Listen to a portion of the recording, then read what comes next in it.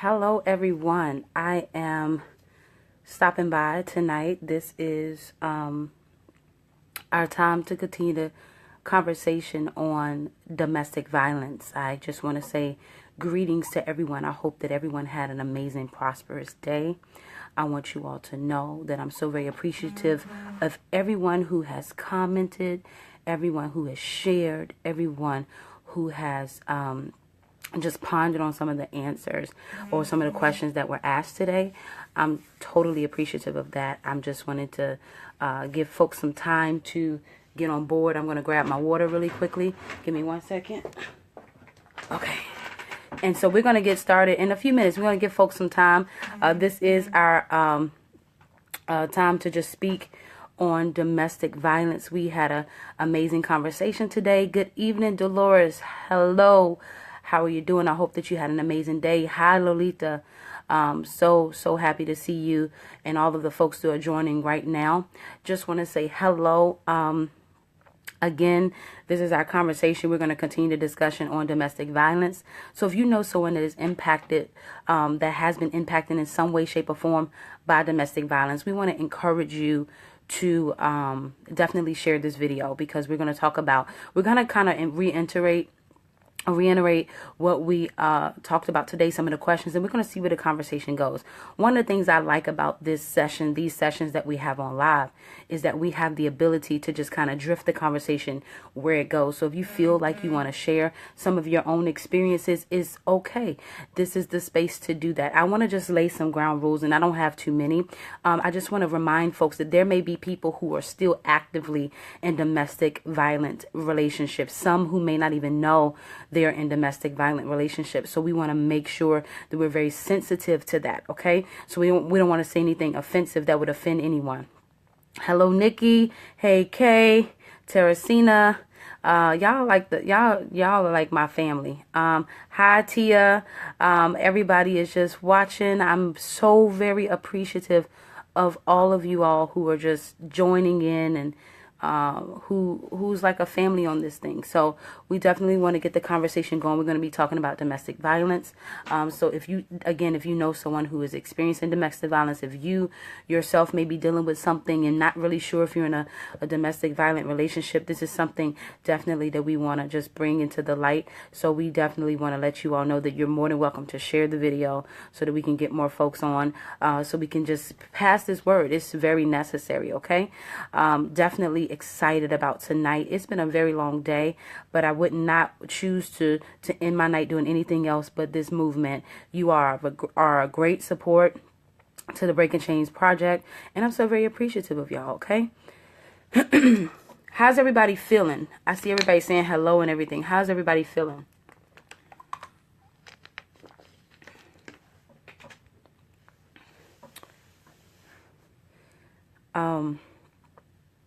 I'm a little tired. I'm going to start off the conversation. I'm a little bit tired.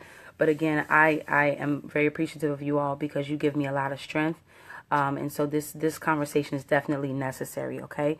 So we don't want to hold you up too long. We're going to be on here for about an hour tonight. During the week, we've been campaigning for the movement where we're going to start going live every day. So we definitely have raised, I believe, $350 at this point. So if you're wanting to share, you can. We're campaigning for 100 people to give $5 to the movement. So we're definitely excited about that movement, and you're more than welcome to support, share with your family and your friends. Okay. Teresina, exhausted. I'm at work. I remember you said yesterday you may be in and out, so make sure you take care of yourself. I know you're tired. Just make sure you take care of yourself at work, and we're definitely happy that you joined. Dolores, you say you're doing great. Nikki, you're upset. You could have done better on your job interview. I believe that what God has for you is for you. So I want you to stay encouraged, even though you may have, sometimes we're our worst critics. And sometimes when I felt like I've done the worst job, other people have seen the best, and it actually surprises me. But I definitely want to let you all know that that Nikki, especially for you, that it's important to stay encouraged in these moments. And I just believe that what God has for you is for you. Okay. All right. So we're going to get started. The first question that we asked on today. Hey, Susan. The first question we asked today was, what is domestic violence? And there was a variety of answers, right? And there's no right or wrong answer. There are some, everybody interprets domestic violence very differently. So we just want to definitely bring that to the light, that everybody views domestic violence differently.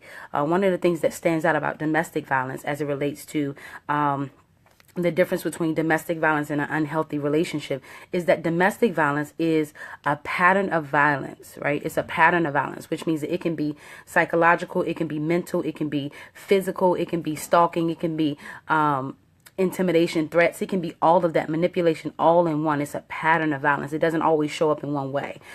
So definitely recognizing that domestic violence is definitely common in a lot of relationships. And there are a lot of people who don't even realize they're in domestic violent relationships. So folks who may have experienced it, I'm also a survivor of, I call it intimate partner violence. Being a survivor of intimate partner violence, it definitely, there were many signs that I thought I saw or that I probably did see, but I was blinded by it. I believe Kay said it earlier, that sometimes we're blinded by the love that we feel for someone, and we'll find ourselves falling under someone's power and control, and we don't even realize it until we're out of the relationship. So it's definitely something that's prevalent among many relationships, and there are a lot of folks who don't know. And so I want you to share your experience, because I don't like to talk at y'all. I like to talk with you all. So I like for folks to share their experience on when did you realize, for folks who are survivors that care to share, when did you realize that that you were in a situation of violence, and what did it take for you to pull through that, and what did you lean on? Because it can be a betrayal to know that you're with someone who is showing tendencies of being an abusive partner. And so in knowing that, I want to know if you all are wanting to share, what is your experience on that? How do you define domestic violence, and how did you live out that experience if you've gone through that? I'm going to give folks some time to respond. I know there's a mixture of emotions of folks on the page, so definitely encouraging you all to engage. This is a very heavy conversation, so if you find yourself triggered, if you find yourself sad, if you find yourself in a position where you don't want to listen or it's too much to bear, please feel free to step off of the page. I will not be offended. This is we recognize that when we have tough conversations like this, it's hard to get a lot of people to stay engaged, because a lot of people, it's hurtful to try to relive those experiences. So we're definitely mindful of that. Dolores said, I left the state.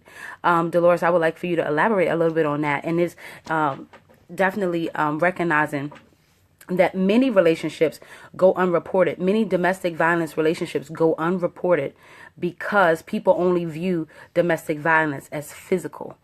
We forget that there's emotional compartments of it. We forget that there's mental, financial. There are folks who have been financially abused. That is a part of domestic violence. And I want to bring that to the light, because it doesn't have to show up with somebody hitting you. It doesn't have to show up with somebody slapping you. It doesn't have to show up in the evident ways and the clear ways that one would think that it shows up, for it to be powerful and for it to have a negative impact on you. So I want to definitely bring that to the light, because domestic violence often goes unnoticed because so many people don't even realize. Yes, absolutely, Susan. Verbal abuse, probably one of the worst. We talked about that the other day, just emotional abuse and verbal abuse, and how it can definitely impact so many people. And so definitely being mindful of abuse in that sense, in verbal abuse, because it can be hurtful. I know there's a saying, right? People always say, sticks and stones may break my bones, but words will never hurt. And that's not true. Words hurt. Words carry for years. There are some of us who are holding on to stuff that we have been carrying for years, from people who have talked down to us, from people who've told us that we were nothing, for people that told us that we would never be worthy of love, for people that told us that we were just not going to measure out to be anything. And some of us hold on to those words, and they impact us in a way that it causes us to have low self-esteem. It causes us to question our own intentions. It causes us to question. And I want to pull a very interesting piece of domestic violence out, if you will. Okay, Nikki, I'm going to get back to your comment. I love when y'all start commenting. I always get behind, but I want to say this. Has anybody ever heard of the term gaslighting? This is something that's so very, very, very huge when it comes to intimate partner violence relationships. And what is gaslighting? Gaslighting happens when, I'll use for an example. Okay, let's say you're on medication. Okay, and you know that you took your medication, and your medication stays in the kitchen cabinet. Okay, and so you go into the kitchen cabinet to get your medication, and you know that you left it in the kitchen cabinet, but your partner's like, well, you forgot, you must have put it somewhere else. And it causes you to kind of question your own intentions. That is called gaslighting. Gaslighting is one of the biggest ways that partners have control over their abusive partners have control over the survivor of domestic violence, because they will use those instances where they will cause people to question their own intent. And I don't know about many folks out there who have survived, but when I was a survivor of intimate partner violence, I questioned so much of my intention. I questioned so many of my decisions, even my decision to leave, because I felt like I needed my partner. I felt like the only way I would survive is with my partner. And so I want to let you all know that that is such a common feeling. So we often move into a space with survivors of domestic violence. I work with them all the time. Often move into a space of self-blaming. Right? We will begin to blame ourselves for the relationship. Well, maybe if I hadn't have said this, then he wouldn't have hit me, or she wouldn't have hit me, or they wouldn't have hit me. Maybe if I didn't do this, then this wouldn't have happened. And we often put ourselves in this hole and we dumb ourselves down. Meanwhile, our abusive partners are still taking control. So this is something that happens, and domestic violence is definitely designed to cause you to be weaker. One of the things that stand out about domestic violence is that there's a level of power and control. So there's someone that has power, there's someone who has control, and there's someone who's disempowered, that doesn't have enough power. And so you recognize the shift. Let's say, for example, your partner says to you, you have two options. You're either going to come over here tonight, or I'm going to come over there. You have options, but you really don't have a choice. And what happens in a domestic violence relationship, especially when it comes to verbal abuse, manipulation, there's a power and control tactic that is designed to keep you from making any decisions on your own. And so it's definitely hard to experience. So I want to let you all know that this is not uncommon when you are going through a domestic violence situation, where even when you're coming out, to question yourself, because it is something that definitely causes you to say, wait a minute, am I the one that's crazy? I know that a lot of people may agree with that. Like, man, am I the one that's crazy? Because you ask yourself that, because your partner, you trust your partner so much, and you would not believe, or not want to believe, that they will hurt you. So you begin to make yourself the problem, and you keep yourself in this hole. I definitely want to bring that part out. Gaslighting is real. Okay, gaslighting is real. It is a tactic designed, and I'll send more information out. We'll actually probably have a segment on gaslighting, because it's so very prevalent, and we don't even recognize it. Where you know that you did something, and your partner's like, no, you didn't. You're so forgetful. No, you didn't. And it causes you to question your own intent. That is a form of power and control.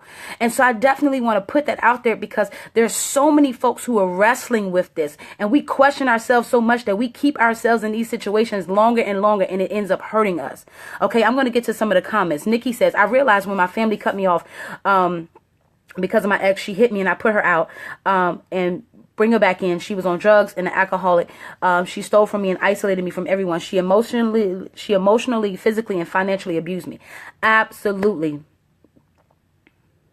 Your family, and oh, I'm so happy that you said that, Nikki. So often, and one of the questions that we asked, and we're going to get to it a little later in the segment, was, what do you do to how do you help someone realize that they're in a domestic partner relationship and they need help and they need to get out? And so often, people around us, I don't know if you've ever experienced this, but I'll share my experience. Oftentimes, one or two things happen. We're too ashamed to tell people about the violence, or in the midst of being in the violent situation, we often reach out to folks, and they're like, listen, you need to just leave that person. And sometimes it's not that easy.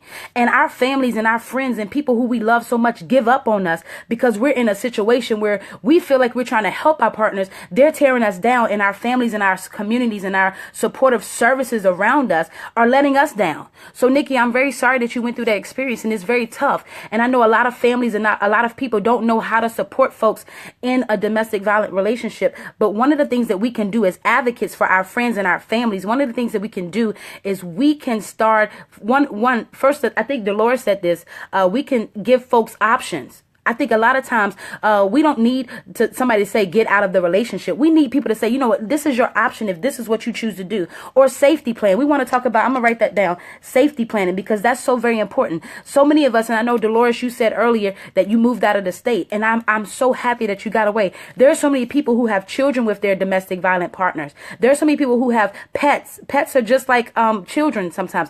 There are people who have so many soul ties with their domestic partner that they don't know how to get out. And And that's where safety planning comes into the picture. We have to know how to safety plan. And today we're going to talk a little bit about what is safety planning. I'm writing that down so we don't forget. Safety planning is so very important. We have to plan these things. Oftentimes, when my clients sit in front of me, I don't have the answer for them, but I can provide options for them. Because as long as a person knows that they have options, that gives them the opportunity to make the best decision for them. And so the answer to the question that I just asked is that we can't tell someone to get out of a relationship. We can only provide the support needed to help people get out of the relationship. And that's so very important because we lose so many friendships. We lose so many family members. We lose so many connections because people don't understand it. It's not just about getting out, but there has to be a strategy. Just like there was a strategy, the abuser used a strategy to get you to a place of feeling incapable. There's a strategy to get out of that relationship. Okay. And I definitely want to pull that out. Okay. I'm going to move on with some comments. I hope I'm saying this right. Kalani, Santiago. I went through this with my ex-husband. It took me a long time to even acknowledge. I also left the state. I'm so happy. Look, when I was in my intimate partner violent relationship, it was not physical at all. It was more emotional. It was verbal. It was a lot of manipulation. And I too was able to leave the state. And so I definitely understand what that is. And so I appreciate you for sharing that, Kalani. And I hope that that you're healing through that process, or you're healed through that process. Hey, Tasha. Susan, you said your mother said you were born with a curse on you. I want you to elaborate a little bit on that, okay? Can we talk about that a little bit tonight, if you feel comfortable? Hi, Dolores. Lolita said, my situation was that my partner was so unpredictable, name calling, quick to anger, destructive, demeaning. I kept forgiving her. I went to jail. I left everything and went back. I ended up homeless behind my situations. So, Lolita, that's deep. That's deep.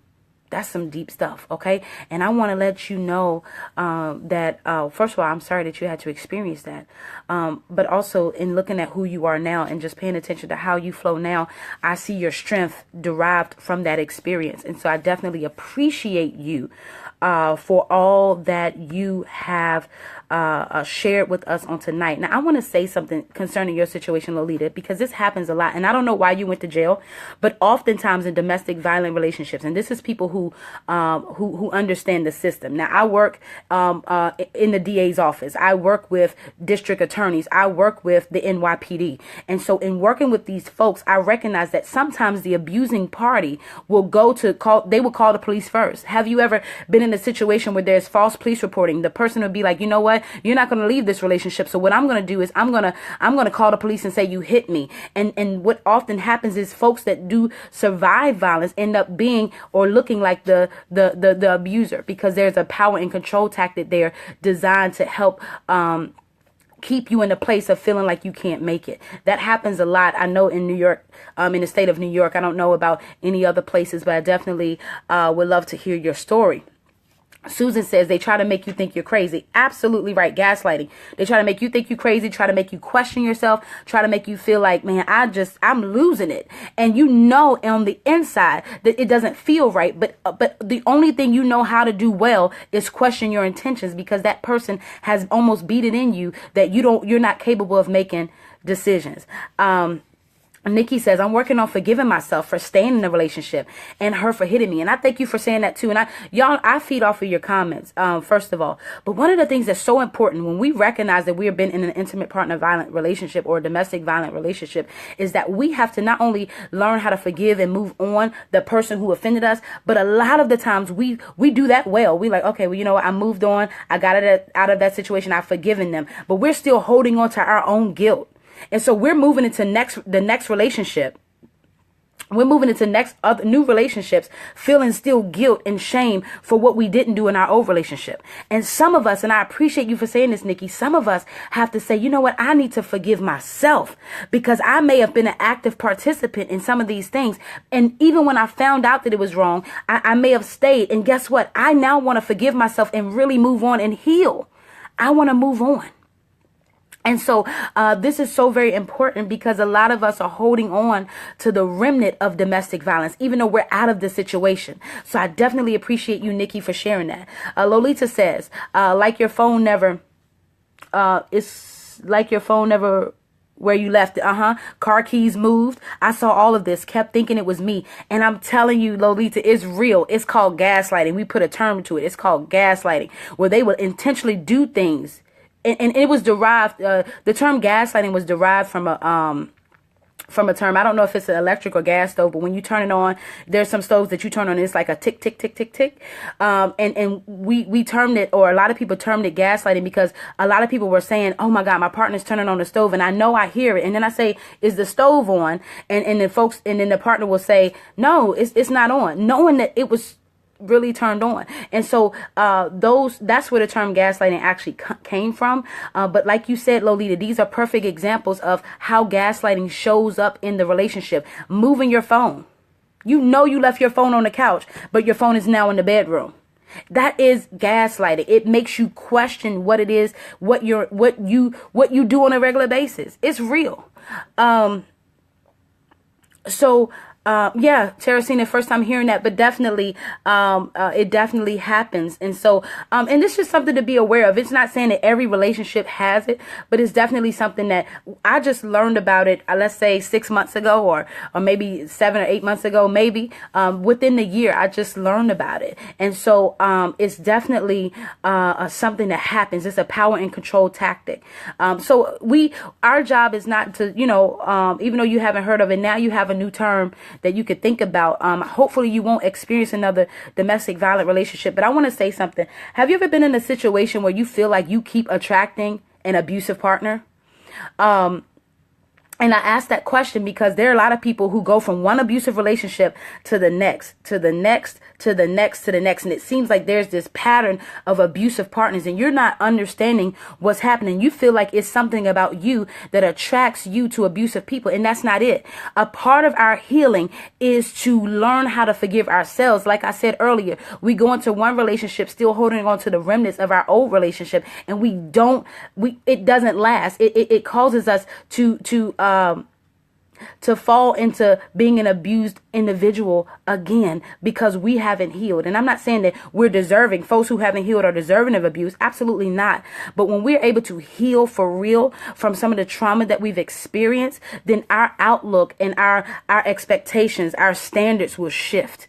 And so I know that a lot of folks may challenge that thought, but a lot of us really need to heal, and that healing starts with forgiving ourselves. Okay? Planning 3 states away, Nikki. Churches, churches make you think that to leave is seen as a weakness, and being strong means staying. That is so true. That happens not only in churches, it happens in the family. It's like, wait, now, especially, let's talk about male-identified folks who society deems men and male-identified people to be strong, to be powerful, to be, you can't take nothing less. And a lot of folks feel like if they leave, it will show a sign of weakness. And let's be honest, Kay, and not a lot of churches are talking about domestic violence. So we don't even recognize what domestic violence is and what it can do for people. And a lot of people do put a demand on, well, especially when people are married. When you're married to your abusive partner, it's hard to fight the urge to leave because you're feeling like, man, I have to stay. This is my partner. This is the person I gave my vows to. This is the person I vowed to stay with. And it's very difficult for you to make that decision to leave, especially when you have influences like the church or family members who are like, you can't leave them. Look at all the great things that they do for you. You can't leave. And so it becomes very, very difficult to manage those expectations when it's time to leave a relationship that is abusive, that is harming you more than helping you. That's a very tough decision. So anyone on this page or anyone that's going to see this video that has left or that is in process of leaving, that is considering leaving, that is learning about domestic violence, I deem you strong. Why? Because it takes a very strong person to say, know what, I've lived through this, and I want to move through this. For those who haven't left out of the relationship, for those who have escaped out of relationships, that shows strength, that you were willing to take the route of other people calling you weak for you to become stronger. And a lot of you, especially Kay, I want to appreciate you as well. A lot of you are so strong. I see your strength in everything you say, in all of your participation on the page. I see your strength through these situations. So although they were very tough, although sometimes there's some remnants of it that's still left in us, I really appreciate you for, one, being able to share, two, being able to help other people heal through your stories, and also helping people be encouraged, knowing that if you got away, that maybe they can get out as well. So thank you for that. I'm just trying to catch up on comments. Sirach says, I feel like I'm still mentally attached to my ex, even though I'm in a new relationship. That's tough. That's tough. That's tough. And I want to know, Sirach, and you can answer this in my inbox. You don't have to answer it out loud, but I'm going to ask this for everyone, because there may be someone, and I appreciate you for being vulnerable and sharing. But I'm going to ask this question to everyone in the group. But how is your process of healing through that old relationship, right? That domestic violent relationship, or even that toxic relationship that you may have left. How is your process of healing? Do you know that you're over it? Have you forgiven yourself? These are questions that we have to ask ourselves. And the process is not clear for everyone. The way I may forgive myself may not be the way that someone else forgives themselves. So the process will always look different. But definitely keeping those questions abreast and asking, because it's so important that we recognize one, that healing is necessary. Because I'm gonna tell you what happens in moving into new relationships, still holding on to old baggage. We're taking our old mess into new, and we're gonna, and this is gonna be challenging for me to say. A part of us is our new partners are only gonna be as good as our old partners were, because we're still holding on to some things. We're still holding on to insecurities. We're still holding on to pain. We're still holding on to whatever it was that happened to us. And so I want to challenge you and ask those questions. How is your process of healing, and have you forgiven yourself? And just thinking about that a little bit. And you don't have to say yes or no right now, but definitely recognizing that those can be some key elements to the success or failures of new relationships, and giving ourselves time to heal. That time looks different. We talked about that the other day. When we talked about fast-paced relationships, there's no time limit on love. There's no time limit on new. So I pray, Sirach, that your relationship goes well. I just think that it's important for a lot of us to do the individual work, right? Because we'll run into problems that we may not have run into had we entered a new relationship completely free from our past. Okay.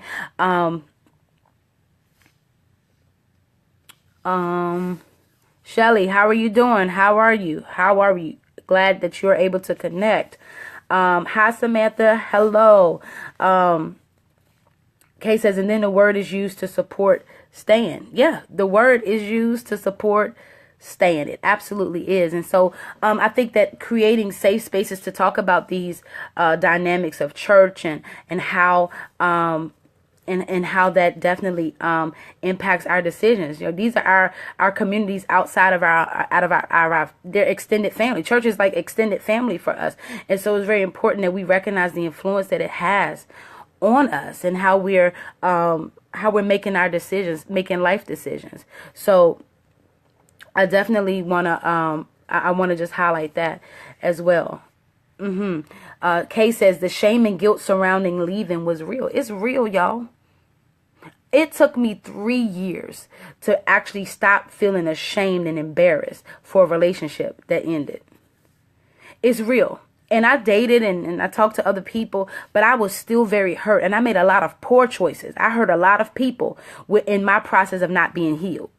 And so that's also very important. The people that when we're not healed and we enter into new spaces and we enter with new people, it's so important that we recognize how that can impact the hurt that we may put on other people, because we're really sometimes in some areas we're not ready for a relationship, and we move on and we find ourselves still emotionally attached or physically attached or whatever, mentally attached or even financially attached to our exes, and we find ourselves in a space where we end up hurting people more than helping them. in new relationships. So I made a lot of poor decisions. I hurt a lot of people. I made a lot of apologies because I was not ready to date, and I tried to get over my ex by getting under someone else, and it didn't work. And I don't know if anybody has ever experienced that. They say, in order to get over someone, you have to get under someone. And that is a stigma. That is a myth. That is something that people say, but it ends up hurting more people in the end, including ourselves.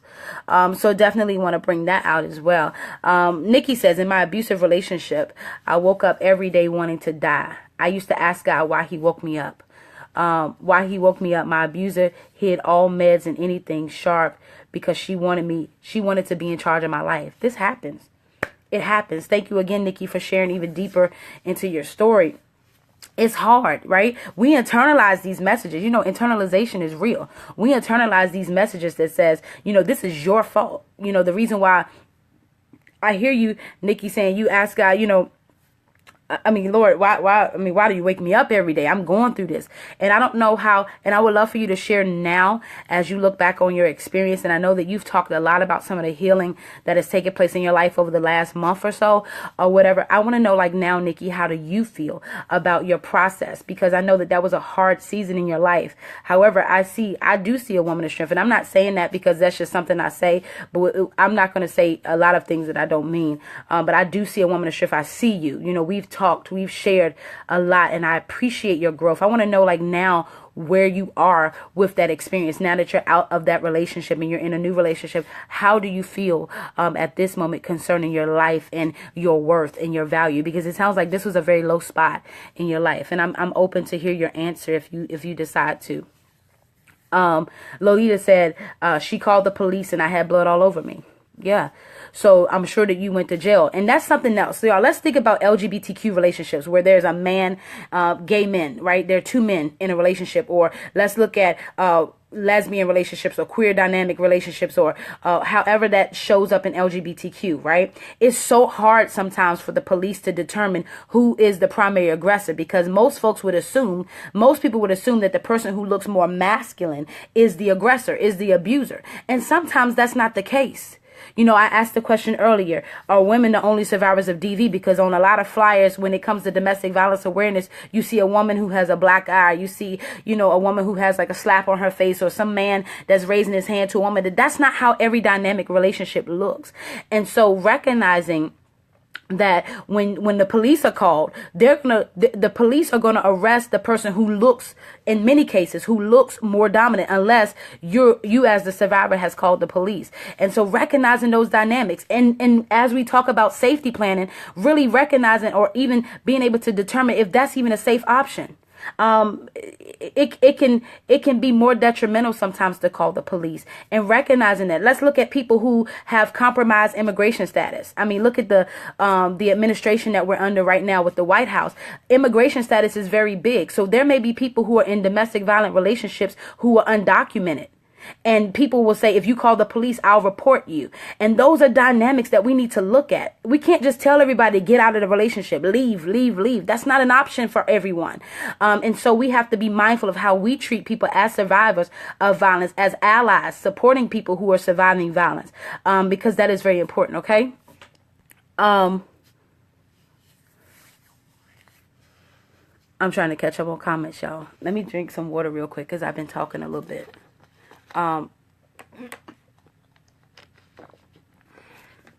Dolores, this person made me feel like crap for so long that I thought it was normal. Oh, that's powerful. How many of us have normalized our own abuse? How many of us have become so accustomed to abuse that it's a normal thing for us? And that's real. It's real. We normalize abuse so much because of what our experiences are. It's like this person continues to tear us down, or we continue to look down on ourselves, that we would think that this is a normal behavior, and it's not. And it's not until you come out of it where you can actually see where it actually hurt you more than help.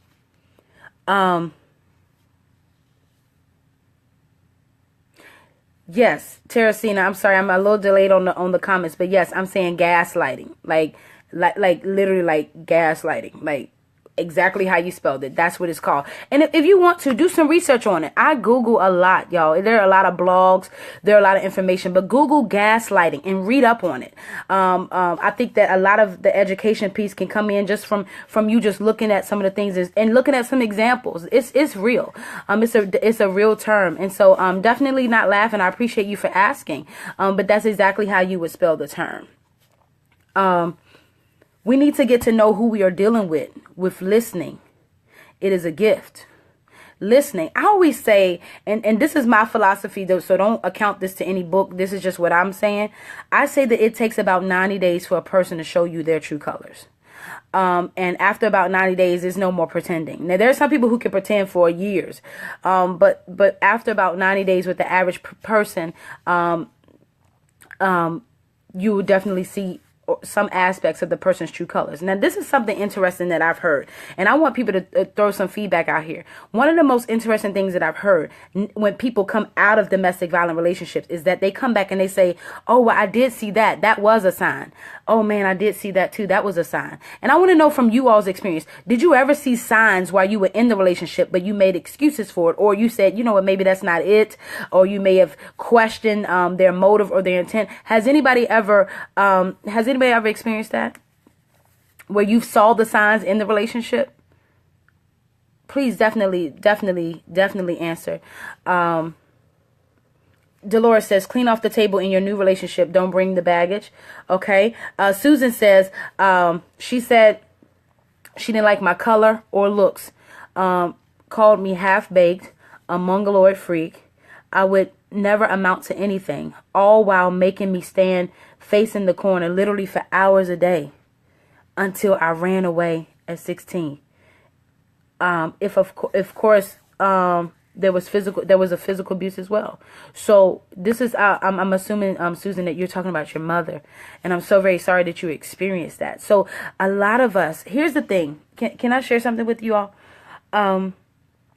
So abusive behavior, this is something very important. I asked the question, one of the last questions I asked today was, why do people become abusive?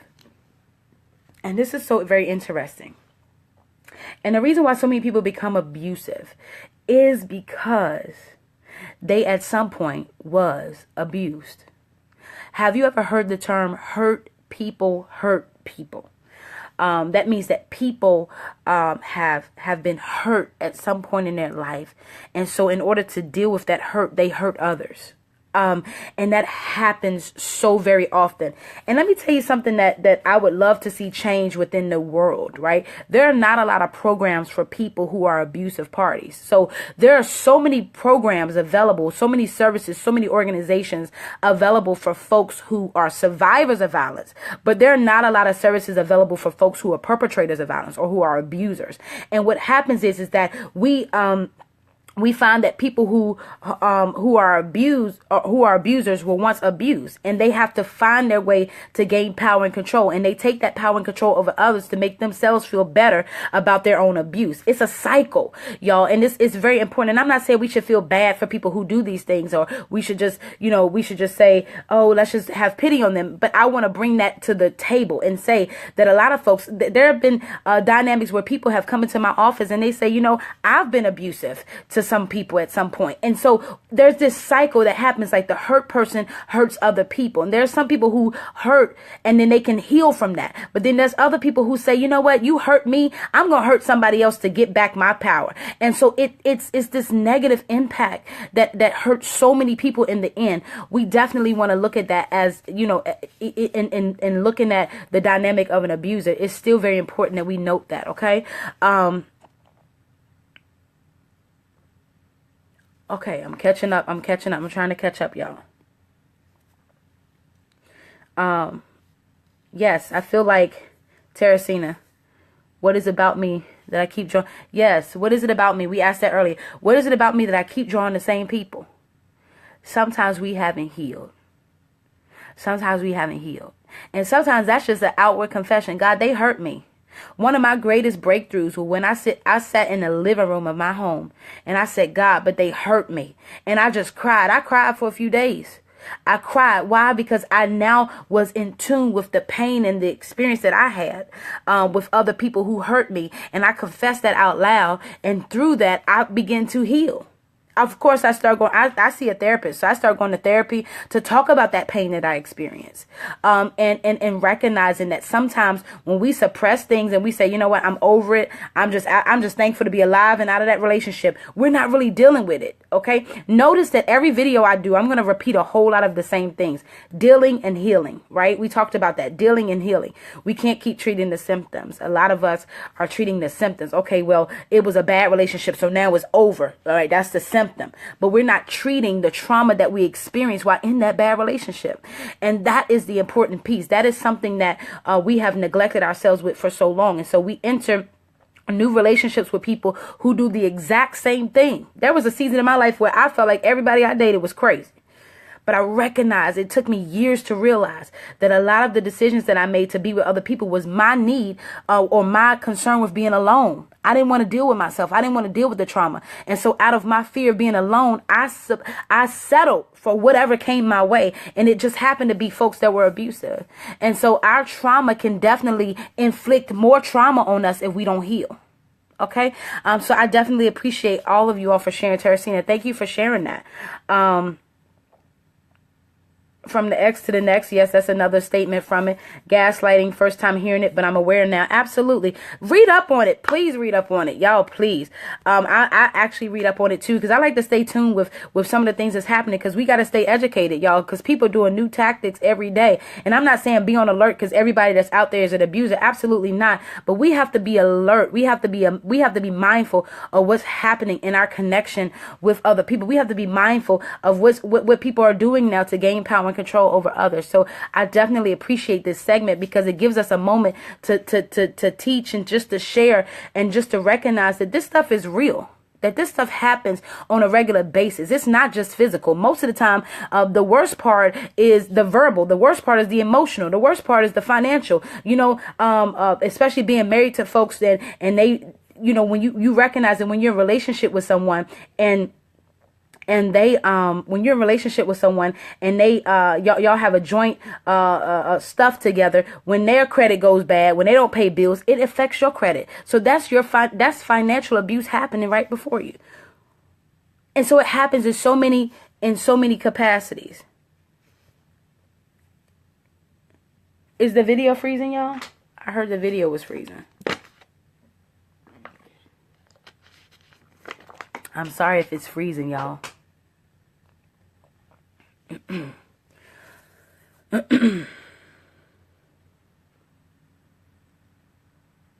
Absolutely, Dolores. Churches are not addressing a lot of things.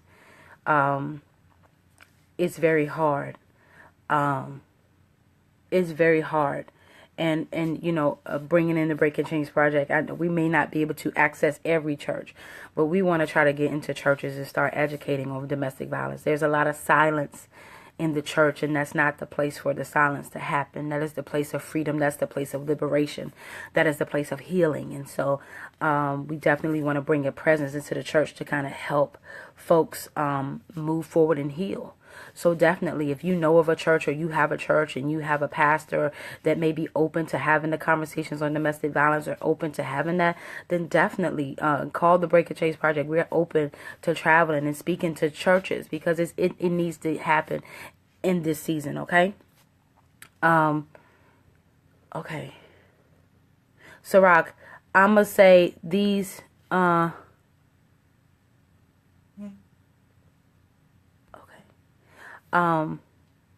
I'm going to say these, no, not at all. It's still hard and struggling with my hurt. Absolutely. Ciroc, it's natural, and struggling with your hurt. This is I'm so happy.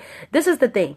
We don't always leave these videos healed, right? We don't always leave these videos happy and all together, right? Sometimes we leave the videos broken, but this is the space for you to actually acknowledge. And I appreciate you. That shows a sign of strength, Ciroc, that you are able to say, I am not healed. I'm still dealing with my hurt. I'm still struggling struggling with my hurt. That is a cry for help. So folks, I know how we do in this video. We encourage one another. For those who have some positive words and positive affirmations for Ciroc, I encourage you to share that, because it's very hard. I have been in that place where you are, Ciroc. I understand that it is very hard to be in a real, like in a new relationship, still dealing with the hurt from your past, still not healed, still frustrated, still full of anxiety, still full of depression, still full of all of these feelings. It's so very important that you provide yourself the space to share. So definitely lean on us. We are here for you. This is why we do these videos, because we want to see people tap into the leading cause of what's hurting them and deal with it, and not only deal, but heal from it, right? This is a season of healing, happiness, and wholeness. That's what BCP stands for, and we want to see that for you, okay? So definitely stay tuned. I know there's going to be some people that's encouraging you. That's what we do on this page. I definitely encourage folks to send Ciroc some positive vibes, okay? Susan, all the way over. Way over all the old relationship. I'm awesome. That's awesome. Jennifer, I'm over it, Robin. Going to therapy groups 5 days a week. Absolutely. Feeling positive about moving forward. Absolutely, Jennifer. And I thank you. You know, I'm going to say something. Look, I remember everyone who reaches out to me. Jennifer, I remember you reached out to me in confidence a few months ago. And I'm happy to see that you're connected. And I don't know if you're still connected to the folks that you share with me, and I'm going to leave it confidential, but the folks that you was asking about videos. But if you are able to share these videos with them, share these videos. This is the movement going forward now. And I wasn't really in a space where I was still trying to build this this vision that God was giving me about having these real life conversations. So definitely, Jennifer, if you're still connected to those folks, definitely share the video, because we want to see people healed, happy, and whole, recognizing that they're not crazy, that domestic violence is real. It happens to the best of us. It happens to the worst of us. It happens to so many people. There are people right now who don't even realize that they're in a domestic violent relationship. But this is the time that we would share these videos and say, listen, it's okay. Just listen to it, right? Just listen to the message and know that you are going to be okay one day. Okay. So I definitely appreciate you, Jennifer, for sharing your testimony. Hey, bestie, I love you. I love you. So I truly appreciate you all for sharing and just saying hello and just being great. Okay, therapy, it's all about building and healing self and recognizing your patterns so your ladder will be greater. Yes, y'all, for years, and I'm going to repeat a lot of stuff. Y'all going to hear the same thing, because guess what? I want it to be in y'all sleep. I want when y'all sleep to hear my voice saying, listen, you got to heal. You got to heal. I'm going to keep saying it. You got to heal. You got to heal. Why? Because where we're supposed to be in life, it requires us to be healed. It requires us to be happy and whole. We've been broken for way too long. Brokenness is out of the picture right now. It's time for us to grow and to heal, and to the people that we're supposed to be in this season, for the people that we're supposed to be for our children, the people that we're supposed to be for our peers, the people that we're supposed to be to help others stand up and say, you know what, I can make it. I really appreciate being able to share this word, because it helps me to stay encouraged, right? It helps me to really build what I need in order to continue to support you all. You all support me while I support you. So I definitely love that movement. I love the connections. I'm scrolling through some comments where people are encouraging one another. And so I definitely appreciate that. Shelly, I had suppressed something that just came up. Oh my God. I was abused by the last love of my life. I was brutally raped by her, grabbed out of a nail salon. I had been a customer for a while. I'm sorry, it was horrible, all because of a phone call that came in one morning after I returned from work. It took me 5 or more years to stop being depressed. I thought it was love. Been single for way too long and have no baggage. But I listen now and not liking what I'm hearing from potential partners. Shelly, you know what? Again, I really pay attention to you all. I want you all to know that I watch, and those who reach out to me in my inbox and who talk to me, I definitely pay attention. I see you all on my timeline, and I want to first say, Shelly, I'm sorry that you had to experience that. I'm truly sorry that that was your experience. And I'm going to tell you something, the last couple of days, and I'm going to call you out in a loving way, because I know that you've shared on the page, I don't have it today. I remember you saying that you're like, I don't have it. I don't feel up to par today. And I want to appreciate you, because I could see a part of you healing in just what you wrote and just what I read out loud. I could see a part of you healing and just being able to say it out loud. out. And even the oh my God that came along with that was like a revelatory moment where you're like, oh my God, I actually am dealing with this. I'm actually being able to speak about this. And that's powerful, Shelly. And I appreciate you. I see the light for you at the end of the tunnel. I see all good things for you. And that's because you are now taking steps to move into a greater, deeper place and finding your deeper healing, your deepest healing. And I'm so very proud and happy that you shared your story tonight. Although it was a very tragic, a very hurtful event, you actually had the courage tonight to share. And I know that your story is going to touch somebody else's life. So I thank you because you touched my life on tonight. Okay. I want you to know that your better days are ahead. And I'm so very appreciative of you just being vulnerable enough to share that. Okay. Thank you so much. Jennifer, I was in the first one for almost 18 years. That's a long time. Look at all the trauma. Think about that. All of the trauma that we experience. It's been 18 years. Okay. Not 3 weeks. I mean, there's enough trauma you can experience in 3 weeks, right? But 18 years of stuff. That's deep. And so I would love to hear, Jennifer, how you're healing. I would love to hear your process of healing and how you're growing through that. I know you said therapy and all of those things. And I would love to know, like, what are the first steps before you went to therapy? And maybe you just, what you just decided, I'm going to get out of this and go to therapy. And if that's the case, then that's great. But were there anything that came up for you before you decided to go to therapy to say, you know what, I need to heal? I would love for you to share that. Okay. Because 18 years is a very long time. Okay. 18 days is a long time for some people, but 18 years, my God.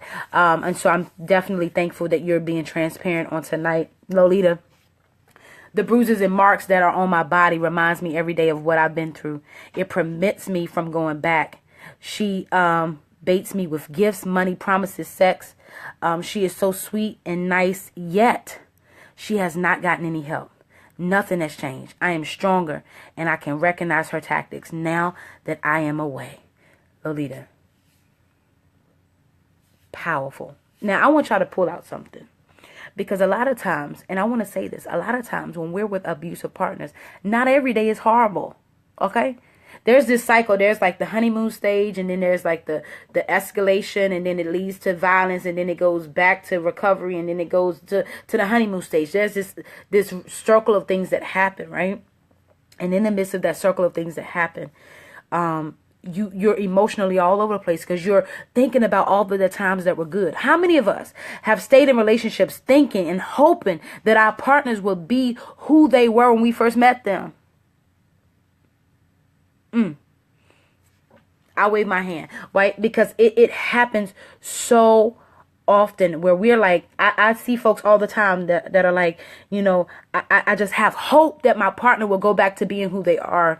And what happens is that was a mask. So we fell in love with the mask of a person. And so when they finally reveal who they are to us, we're already in love. We're already deep. We're already in that stage where we're like, I don't want to leave this person. I have a soul tie with this person. I know that this is the person I'm supposed to be with. And it's hard to believe that the person that shows up as an abuser is the person that we fell in love with. So there's a conflict going on even in our own spirits, even in our own minds. There's a conflict going on. Y'all, that's real deep for me. That's real deep. That's real deep. And so often I hear you, Lolita, that she bribed you with gifts. She bribed you with money. She bribed you with sex. She bribed you with all of the things that she thought could help you become closer to her. These may have been things that you felt like you needed. These may have been things that you did need. But she used those things to reel you in and then allowed the abuse to break you down. Okay? So most times abusers would do whatever they can to reel you in, even if that means wear a mask, and then they will break you down to a place where you feel like you cannot survive without them. So Lolita, I thank you that you are sharing and that you have survived and you have overcome, and that now that you're away, you can recognize the tactics. That is the key to healing. Recognizing how to, looking at, oh my God, this is really abusive behavior. This is happening. Right? That is how you move into healing. That is how you gain power back. Okay. How many of us, and I want to ask you this question because this just came to me. How many of you have taken the power back from people who've used their power and control to take it from you? Let me see if I can say that differently. How many of you all have taken your power back from those who have abused you? So often in abusive relationships, the abusive party would try to take power from you. Right? Have you ever grabbed that power back? It's a beautiful thing if you have. For those who have done it, for those who have not done it, if you have not been able to grab your power, it's a beautiful thing. And you don't have to see that person ever again to get your power back. It is a beautiful thing, and there's ways to do that. We're going to probably have a segment on that, how to get your power back. Because there's so many people who feel powerless to the situation, especially if you've gone from one abusive relationship to the next and you feel like you can't make it, right? You feel like it's too much. You feel like, how am I going to survive this one? And we have to take our power back. The parts that people took from us, it's time to take that power back because you deserve it, okay? Shelly, I thought since I was the femme or the feminine identified individual, I was supposed to sit back and take it. Let's think about the gender roles that we're taught. We did LGBTQ 101. We talked about the gender roles and how there's, more dominant role, more submissive role, and all of those things. That's true. I'm the femme. I'm the woman. So I should take it. And like Kay said, I would show my strength in staying. Or some people are taught that they should show their strength in staying. That's tough, but I thank you for sharing it. I thank you, Shelly, for sharing. You have no idea how blessed I am that you're sharing on tonight. Lolita, I did not go to jail. She did. Okay. She was arrogant and out of control. I was calm and level-headed. Absolutely. Okay. That's amazing. That's amazing. I love the encouragement that you all have. We are about 1 minute into being done. I want to kind of cover the last few comments. I hope I can catch up. It looks like I'm way behind. I'm going to try to speed through these, okay? Teresina, when I got to the magistrate's office one time, this was years ago, but I never forgot it. The magistrate told me that he wished he could have just locked all of us away and the world would be a better place. Wow. Wow. It showed me that because even they discriminate against same-sex. Absolutely. The court systems, it's difficult out there, y'all. It's difficult. And it definitely impacts how folks report domestic violence. Knowing sometimes it's not safe to call the police. Sometimes it's not safe. I've seen so many survivors of violence get arrested. It is not safe sometimes. So thank you, Teresina, for sharing that experience. Susan, one of my exes didn't want me to weigh any more than 130 pounds. I'm 5'7". She was the same height, but she weighed 225. That was one of her ways of control. Yep. Attacking a part of who you are, a part of your identity. That is a power and control tactic. Thank you so much for sharing, Susan. Yes, back in the day, they categorized gaslighting as mental abuse. Yes, now they've separated it. I'm sure you know this, Kay, but now they've separated it because they want to really highlight how detrimental gaslighting can be to a relationship. Shelly, that's the representative in the beginning, and the real person shows up. Right? It's a mask. It's a mask.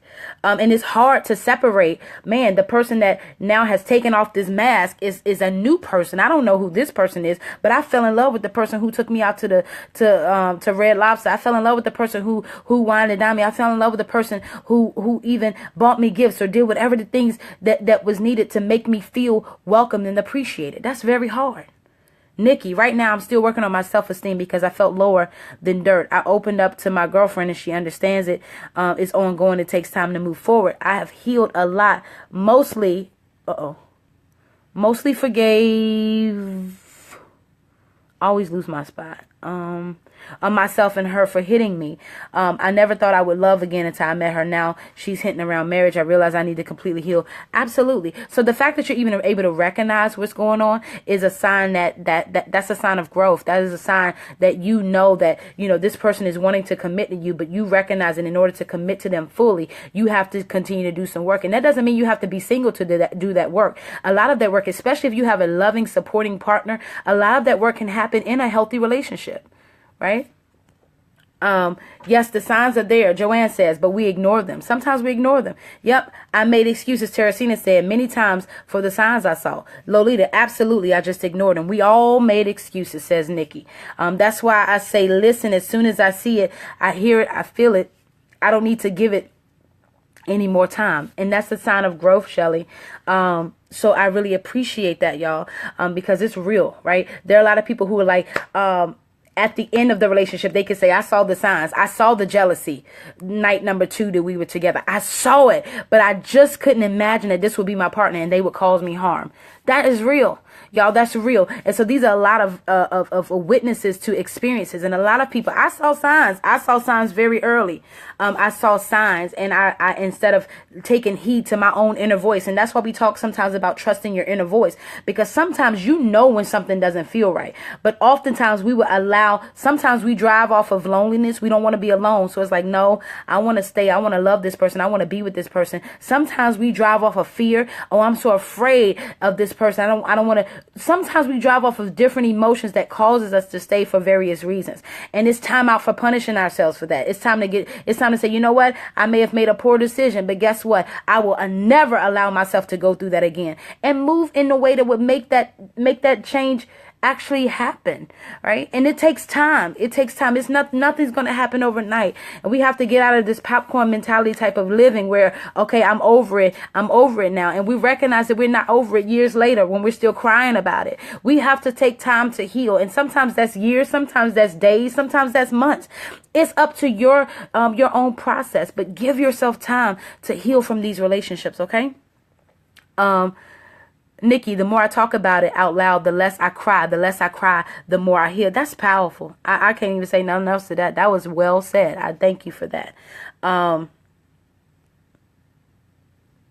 Shelly, we all have to ask questions, deep thoughts, deep questions, family matters, upbringing. I was told I thought that I was high maintenance, but I guess I was taking care of myself. I didn't ask her for anything. So that made you high maintenance. Okay.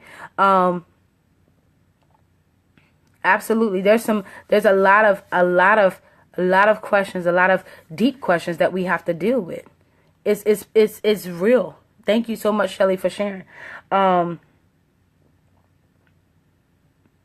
Better days are coming. So y'all are sharing. I thank y'all for supporting Ciroc. Y'all are so very, very blessed. Jennifer, thank you so much for sharing. I really believe in just the ministry that you have and just where you are and the folks that you were connected to in that season, or you may even be connected to now. I really appreciate you for reaching out to me a few months ago, and I'm happy now that the vision is moving forward where you can actually share this video with those folks. So thank you for that. I'm so appreciative, you all, of all of the support you're giving. Shelly, the support you're giving Ciroc, the support you're giving each other. Ciroc says, yes, for 2 years, I wanted my ex to change and get back to the person I fell in love with for the beginning. This is real. A lot of us stay because it's just so hard to face the reality that the person who took the mask off is who they really are. And it's real. It's hard. It's hard. And how do you process that? So I'm going to kind of skip forward. I know folks have made comments, and I usually try to get to everyone's comment, but we are very, very pressed for time, and I know this is a heavy topic, so I'm going to kind of drop down. Kay says, now I have my power, which came from building me up by doing things that I liked, getting a Whopper and fries, a milkshake, something as simple as that, then moved on to doing other things for me. Now I have Destiny's Child Independent as my theme song. Don't get me started. Snaps fingers. Okay. Snaps fingers. All right. So, and in a cute dress. Absolutely. So now you have your power. That's a beautiful feeling. That's a beautiful thing. So I definitely appreciate you for sharing that, because you can now help other people. People are going to reach out to you and say, how do I get my power back? Right. And that's so necessary. And I want to appreciate that. I want to end tonight on safety planning, because I wanted to talk about that just for a minute. Safety planning. What is safety planning? Safety planning is a plan that you can create for an escape. Now, this is important for folks who are still actively in domestic violent relationships. How can you be safe? Is it safe to go to the shelter? Is it safe to go to the police? Is it safe to call a friend? Is it safe to pack an emergency bag and take it to your mom's house with all of your important documentation in it? These are all the questions that we need to ask. And I'm going to try to find some safety planning information and try to post that, and I may not post it until tomorrow if I find some, because it's so very important we recognize how to safety plan. What keeps you safe? For those who are pondering, that may not even be watching this video right now, or who may watch it when it is no longer live, it is so very important. Or you may know someone You may know someone who may be dealing with domestic violence. Share. They don't even have to watch the whole video. Share this part with them. Share the whole video and tell them to start watching whatever minute this is that we're on.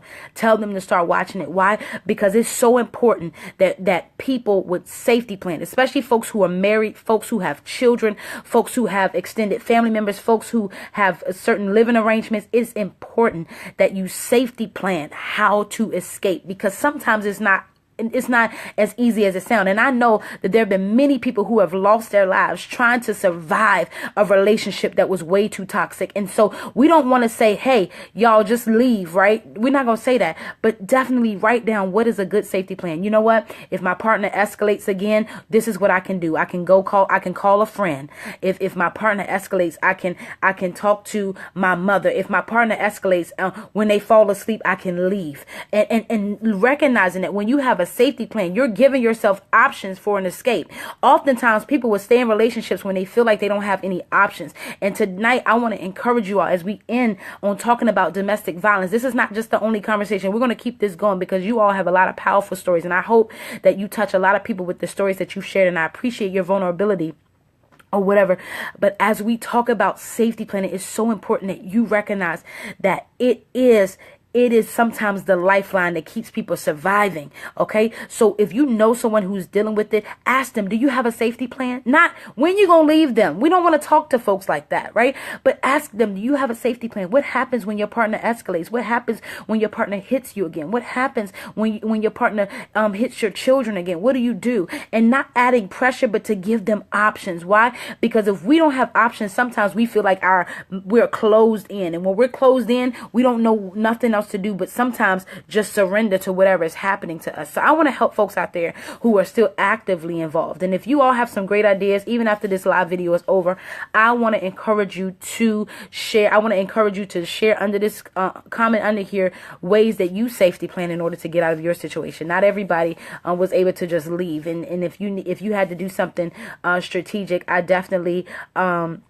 want to know what it was that you all did so that you can help somebody else create a plan of escape. Okay. I love you all out there. I really appreciate you all. You have been so engaging, and I appreciate all of your stories.